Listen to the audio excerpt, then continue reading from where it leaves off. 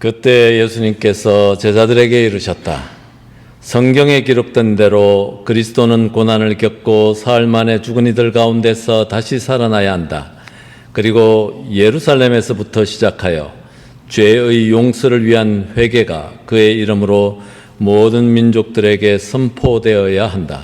너희는 이 일의 증인이다.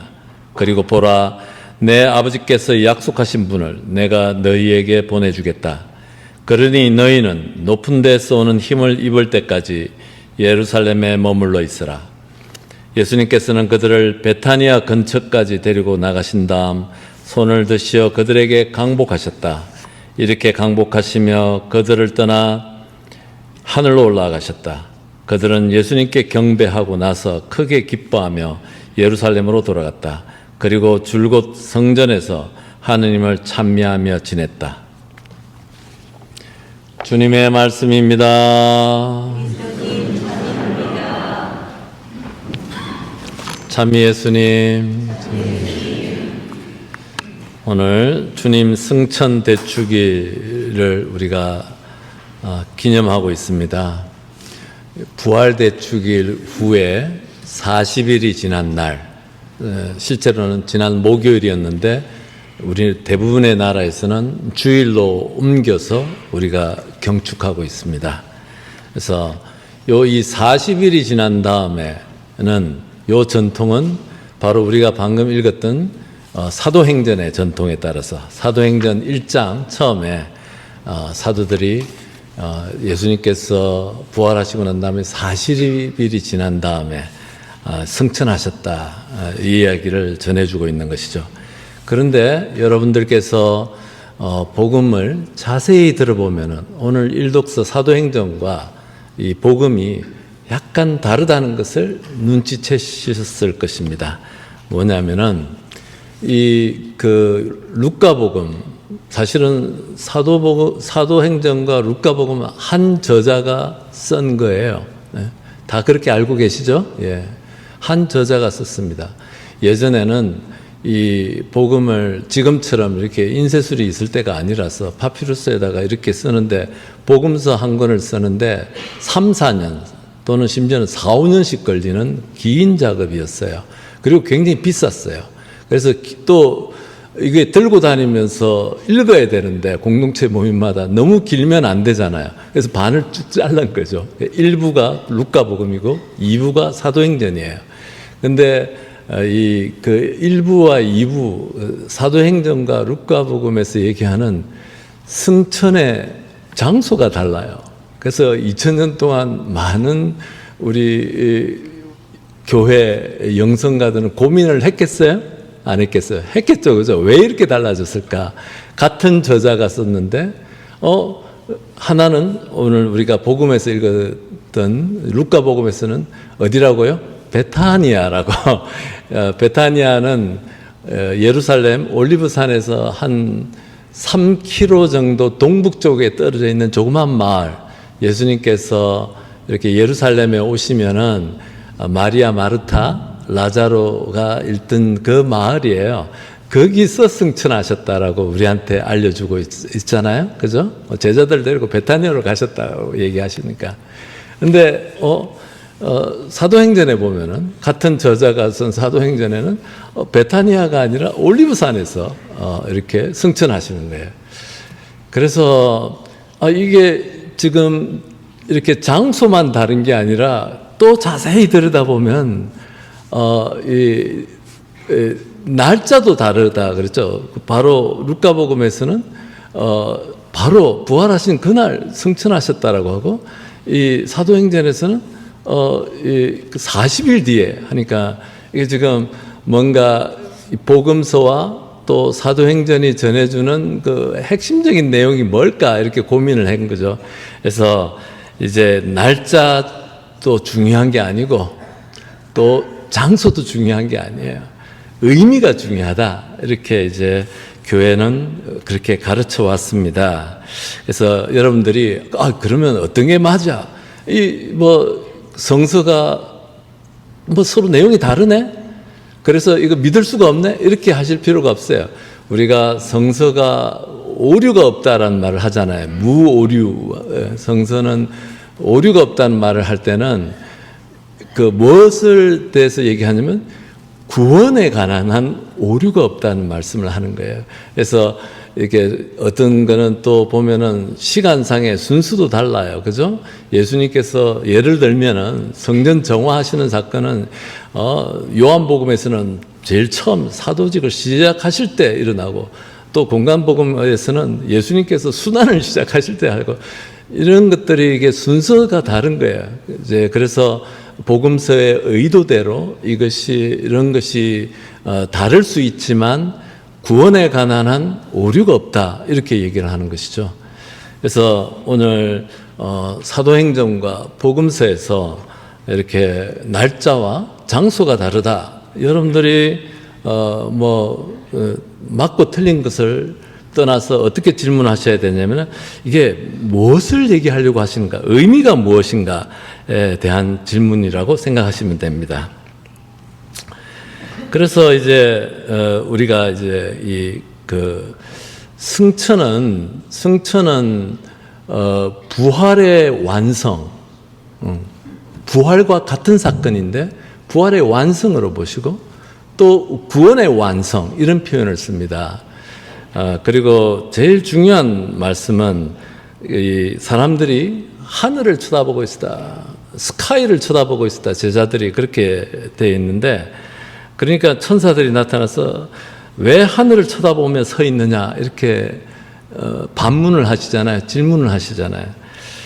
하늘을 보지 말라는 뜻이 아니라 예수님을 찾는 장소가 바뀌었다라는 거예요. 많은 경우 우리는 저 멀리 뭔가 이 승천 그러면 저 멀리 또 떠나가심, 이렇게 이미지가 돼 있잖아요.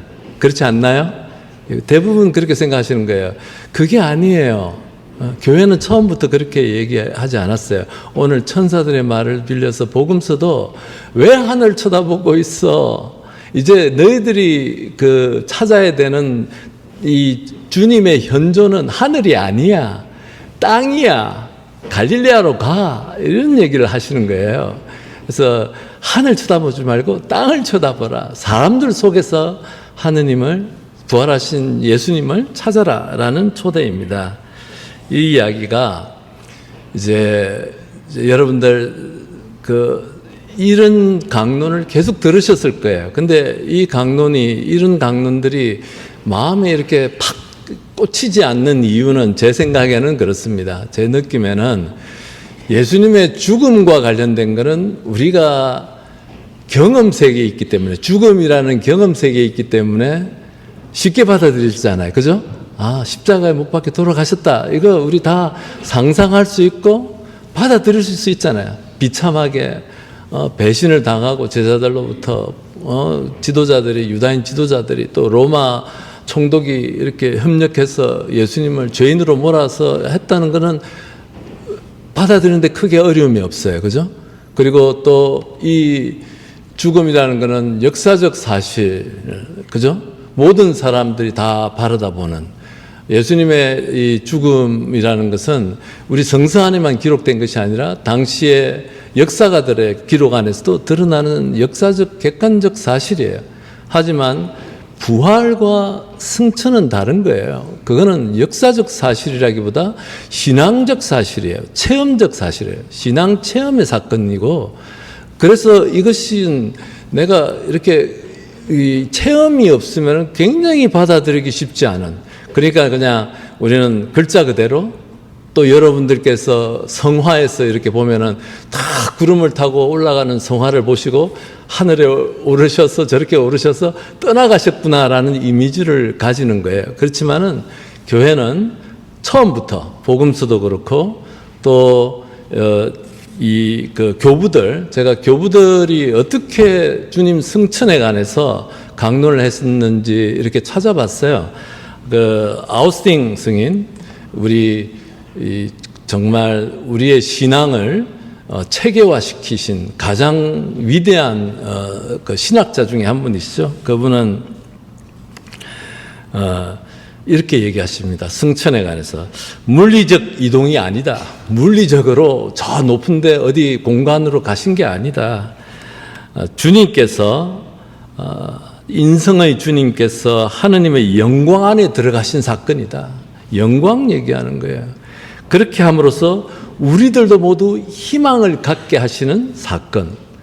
그리고 희망뿐만이 아니라 우리의 사명을 주신 사건. 우리도 그렇게 하느님의 영광 안에, 주님의 현존 안에 갈 수 있는 그 희망을 주셨고 또 그 사명을 주셨다. 이렇게 벌써 아우스팅 성인이 언제적 분이세요? 1500년도 전에 분이시잖아요. 교회는 그렇게 가르쳐 왔고 다른 교부들도 몇몇 찾아 이렇게 보니까 강론 다 비슷한 내용들이에요. 그리고 여러분들 자세히 보시면 오늘 이 그 본기도 또 여러분들 입당송 이렇게 다 그 내용을 사실은 전하고 있습니다. 하지만 우리가 이것이 우리의 딱 눈으로 볼 수 있는 경험적 세계에서 일어나는 것이 아니라 신앙의 체험적 진리 안에서 일어나는 것이기 때문에 이거를 탁 캐치를 못한다라고 이렇게 생각이 듭니다. 그래서 갈릴레아 사람들아 왜 하늘을 쳐다보고 서 있느냐라는 질문, 천사들이 제자들에게 했던 질문은 저 멀리 장소가 아니다. 그리고 땅 위에서 우리의 삶 속에서 우리의 공동체 안에서 예수님을 찾아야 한다는 초대입니다. 예. 그래서 우리는 교회는 전통적으로 성체 안에서 성체성사 안에서 한 예수님의 몸을 받아 모시는 그 순간에 주님께서 우리와 함께 하신다고 가르쳤고 또 말씀 안에서 성서를 읽고 묵상할 때 하나님께서 직접 예수님께서 직접 우리에게 말씀하신다라고 가르쳤고 또 공동체 안에서 나누는 사랑 안에서 이렇게 예수님이 현존하시고 우리와 함께 하신다라고 얘기하는 거죠. 그러니까 우리가 이제 사도신경 또 니케아신경 우리가 외우고 있는데 거기서 하늘에 올라 전능하신 천주 성부 오른편에 앉으시며 이렇게 고백하잖아요. 하늘에 오르다는 것이 공간 이동이 아니라는 거죠. 하늘이 어디냐? 스카이를 바라다 보지 마라. 헤븐, 하느님은 헤븐 속에 계신다. 스카이와 헤븐은 다른 것이죠. 헤븐은 하느님이 계신 거, 정말 이 어려운 말이지만 무소부재 이런 말 들어보셨나요? 안 계신 곳이 없다 이 말이야. 안 계신 곳이 없다. 모든 사람 안에, 모든 피조물 안에 계시는 그 하느님 안에 이제는 예수님께서 그분과 함께 계시고 오른편에 앉으셨다는 것은 그분의 영광과 그분의 권능으로 이제는 우리를 그 삶으로 이끌어 주시고 도와주신다. 이 얘기를 고백하는 거예요. 공간 이동이 아니다라는 것이죠. 그렇습니다. 그래서 이제 우리가 이렇게 성체성사 안에서 말씀 안에서 사랑 안에서 우리가 나누는 예수님의 사랑 안에서 이렇게 주님의 현존을 보도록 이렇게 승천과 함께 이렇게 우리를 초대하시는 겁니다. 제가 금요일 날 어느 구역 미사를 갔는데 굉장히 이렇게 좋았습니다. 위로도 받고 그래서 곰곰이 집에 와서 이렇게 생각을 해보고 그 다음날 아침에 이렇게 성찰을 이렇게 하면서 그 자리가 하느님께서 예수님께서 함께하는 자리였구나 이런 생각이 들었어요. 어떤 자리냐면은 정말 함께 하려고 하는 마음, 서로 위로가 되고 또 나이 드신 분들은 젊은 부부들 몇 가정이 같이 와서 함께 어우러지고 또 젊은 부부들과 함께 따라오는 우리 아이들 시끄럽고 어떤 분들은 그 아이들이 오면 미사 때 방해되고 시끄럽다고 생각할지 모르겠지만 너무 거룩한 자리입니다. 그 아이들이 또 알아요. 미사 때는 조용히 해야 된다는 거를. 그래서 자기네들끼리 소곤소곤 하면서 조용히 소곤소곤 하는 모습들이 너무 사랑스러운 것이죠. 그리고 그렇게 희생해서 다른 사람을 받아들이고 나와 다른 사람들을 받아들이고 서로 위로하고 사랑을 나누고 또 기쁨을 나누고 생명을 나누고 또 미사 때 성체성사를 나누고 말씀을 나누고 말씀 중에 너무 좋았고 어떤 형제님은 50년 만에 자기 초등학교 때 배웠던 성가를 부르셨어요. 그래서 감동이 되셔서 그러셨던 것 같아요. 하느님의 예수님께서 우리와 함께 하시는 자리들입니다. 이렇게 해서 현존하시는 거예요. 저 멀리 떠나가셔가지고 우리 삶에 아무 영향도 안 미치고 나와 아무 상관이 없는 분이 아니라 성서에서 복음에서 우리에게 얘기하는 성천은 부활의 완성이고 구원의 완성이에요. 우리에게 희망을 주고 우리에게 사명을 주는 사건이에요. 어떤 사명이냐면은 우리가 일상 안에서 하느님, 예수님의 현존이 있는 자리를 식별해내라는 사명이에요. 우리 분별할 줄 알아야 돼요. 어떤 자리가 하느님이 우리와 함께하는 자리지? 어떤 자리가 우리가 하느님께로부터 멀어지는 자리고 사람들을 디스커리지 시키는 자리인지 이거 분별하고 우리에게 필요한 것은 그걸 분별하는 능력이에요. 그리고 분별했을만이 아니라 이제는 나도 이제 참여해서 정말 하느님이 부활하신 예수님이 현존하는 자리로 그 자리를 만들어야 되는 거예요. 그래서 그것이 사명입니다. 오늘 제자들한테 사명을 주시잖아요. 이렇게 예수님이 현존하시는 그 자리를 분별할 수 있고 또 그런 자리로 만들어 나가는 사명을 우리에게 주신 것이 이 승천대축일의 참된 의미입니다. 우리는 그래서 또 여러분들 이 정말 주일날 많은 분들한테는 일주일에 한 번 쉬시는 날이 될 수도 있는데 또 아침에 성당에 오기 싫어하는 자녀들도 이렇게 꼬셔서 이렇게 성당에 오시는 이 몸짓들이 하느님이 우리와 함께하는 자리들이에요. 우리가 이런 것들을 분별하고 식별하고 또 우리는 이런 자리에서 서로가 위로받고 서로가 정말 생명을 얻는 그런 자리로 만들도록 하는 사명을 부여받았다. 그것이 주님께서 하느님 하늘에 올라 전능하신 천주성부 오른편에 앉으셨다는 말의 의미이고 또 떠나가시면서 우리에게 사명을 주셨다는 것의 의미입니다. 그래서 우리가 이런 우리가 일상 안에서 하느님의 현존을 분별할 수 있고 또 하느님의 현존을 우리가 만드는 그런 노력들을 이렇게 하면서 우리 신앙생활을 계속하도록 노력합시다.